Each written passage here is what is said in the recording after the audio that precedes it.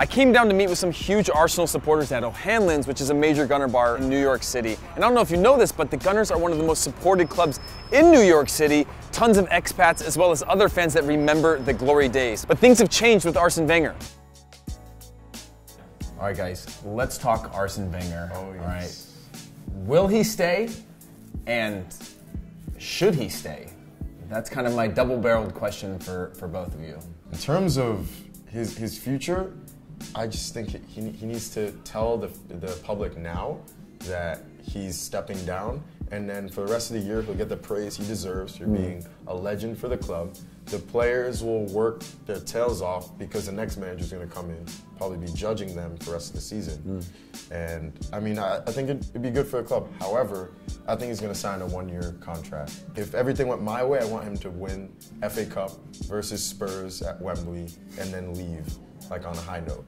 But I don't think it's going to happen. Right. So I won't even speculate whether I think he's going to stay or go, because, like, you know, obviously this being, like everything else in the world right now, the most divisive issue. And it's funny, I speak to my friends that are fans of every other club, and they're like, your lot are just mad. And I don't feel like I've seen any other club be so divided. And just like the vitriol against each other, I don't understand why it's such a nasty, divisive issue. I've never been a Wenger out man, you know, hashtag Wenger out. But with that said, you know, I got in a bit of an argument with somebody not long ago because I said, you know, respect the manager. I feel that the tone that has come from a lot of people is nasty, and I don't appreciate it because of what he's done for the club.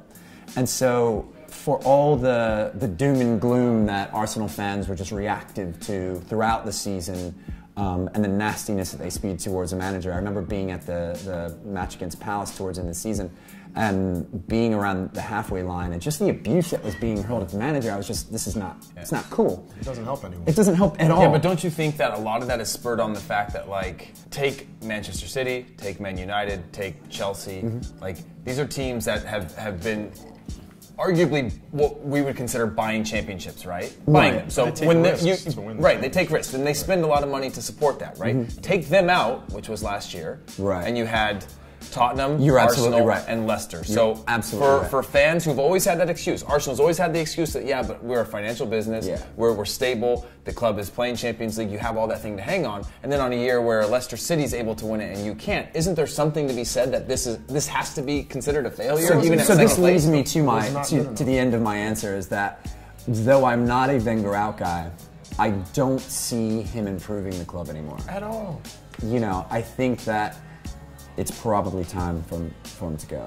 So what do you guys think the plan should be moving forward? Is it to become more aggressive in the transfer window again? Is it to continue with the status quo because that has gotten Champions League and it's gotten a top 4 finish and kind of like a stress-free environment, so to speak? It's like not failure, but it's not really success. It's stress-free kind of like, for who? I mean, it's stress-free in the sense that, like, you don't become you don't have the volatility of a Manchester United right now. You know, you have a change in manager. You have those pieces of stability in place, and it's success based on the fact you FA Cups and things like that. Like, what do you think the plan should be moving forward? This might be a little old-fashioned, but at the end of the day, a lot of the signings we've actually made have been like decently high-profile signings. And I think that even though we're not spending too much money, we can buy players who are like mentally strong leaders, like physically up to it in the Prem. And like I think we'd be fine. Like I know Wenger didn't sign these guys, but a lot of the people before the Invincibles, like the Tony Adams, Lee Dixons, a lot of those guys, Ray Pollards, they weren't signed by Wenger. They were like just big guys, leaders, and really cared. They were hungry. I want more players like that at the club, and you don't need to spend 50 to 60 million on players like that.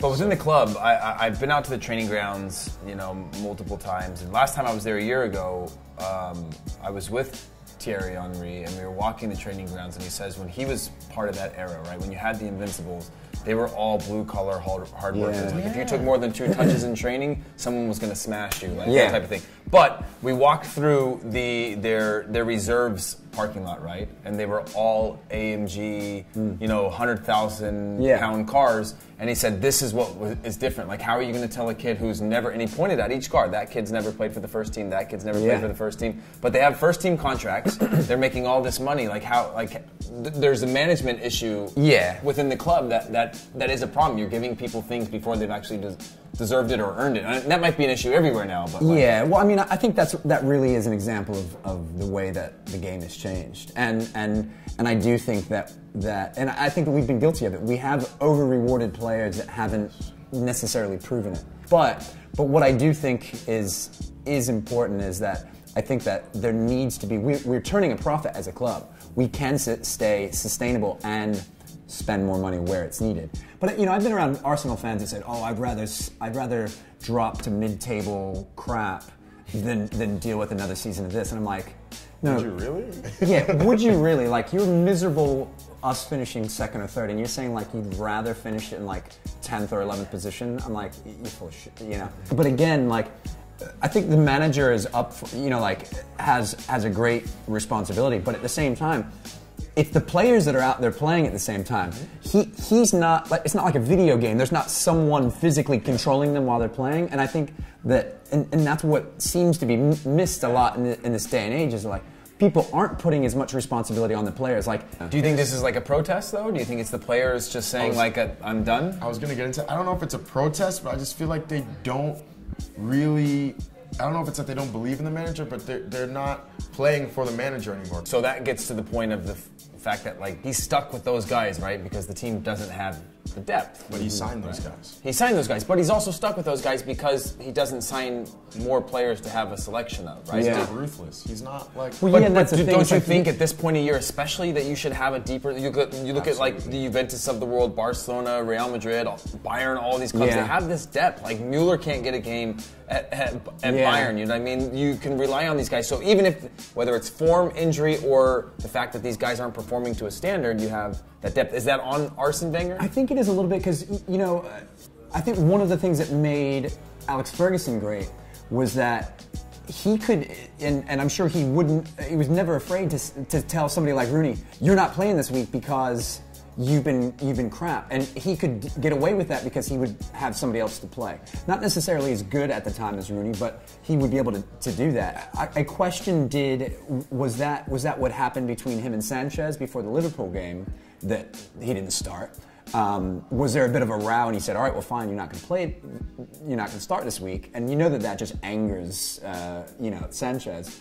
But I think that there is that space that, like, if there were more depth, he could actually be a bit more stern and say, all right, cool, but you've been crap. Don't you also think that Arsene's like one of the few managers that's still speaking in code though? Don't a lot of them address the fact of like what that thing was with Alexis Sanchez? Like if that happened with Rooney or whoever, like it gets addressed and like somebody stands up and like eats that for whatever is better for worse. It's just for some reason. It takes too much pressure off of the players, if you ask me. I think it's nice, but it's too nice. Too much of anything isn't very good. He takes too much pressure off them sometimes and puts it all on himself.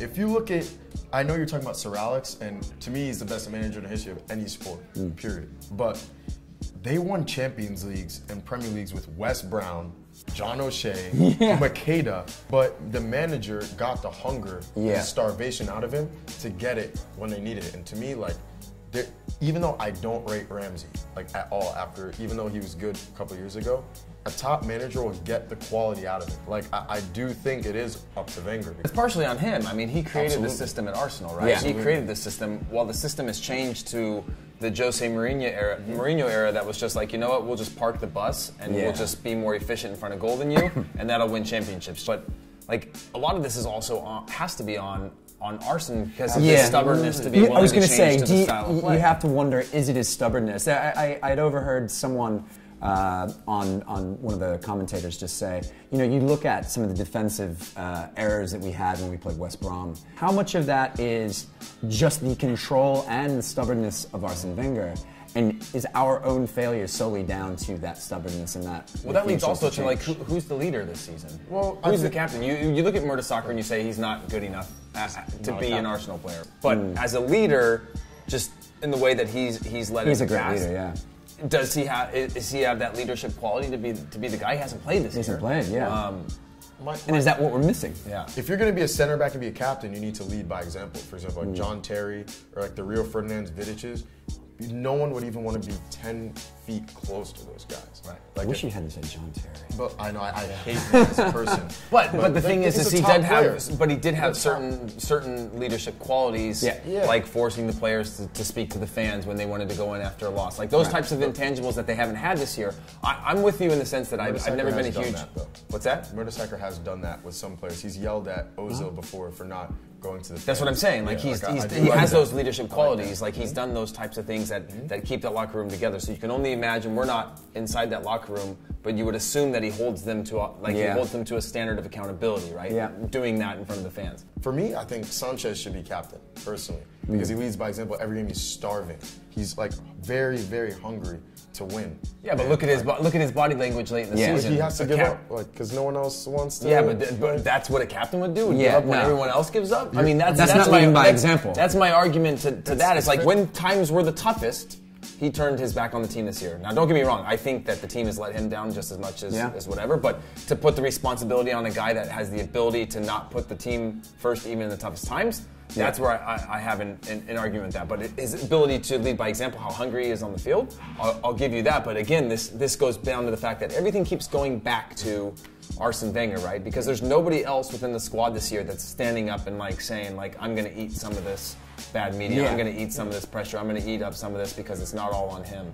I think that more or less that's what's happening. I feel like at this point, because you don't have that central figure on the pitch, it almost seems like the manager's lost the team. Because I don't feel like there's someone keeping them centrally glued together. And I feel like there's just a bunch of players that are just out there on their own. And no one's really, there's nothing there. Right. So let me ask you guys this then. In 10, 15 years, a new type of game will be established. But what will be his lasting legacy? Do you think it will be a little bit scorned based on these last 2 seasons? Or do you think that people will always see him as a legend? There is still one thing that he did that no other manager has ever done with any other team: 49 games undefeated. You know, that for me would probably be his lasting legacy. You know, at that point in time, there still hasn't, in my opinion, there still hasn't been anything quite as, you know, people could say, you know, like the Leicester win the league or whatever. But that era of football, no matter who you supported, you know, my friends that, again, when the rivalry was Arsenal and Manchester United, those years of Arsenal were so impressive. And what we were able to do week in and week out, it was the beautiful game as we describe it. Well, before you answer, my follow-up to that is, do you think that what happens between last year and this year and the end of the season, or if he were to stay on, has the potential to tarnish that, or Well, just while he's current manager? Or do you think it's just a matter of, like, no matter what happens now until when he leaves, once he leaves, that's when, like, the sentiment kicks in of saying, like, let's take a look back of the bigger picture? I think there's certainly going to be a little bit of both of that. You know, I always use it as the band that should have never released the final album. Like, you know, when your time's up, like, people will remember the crap that you put out.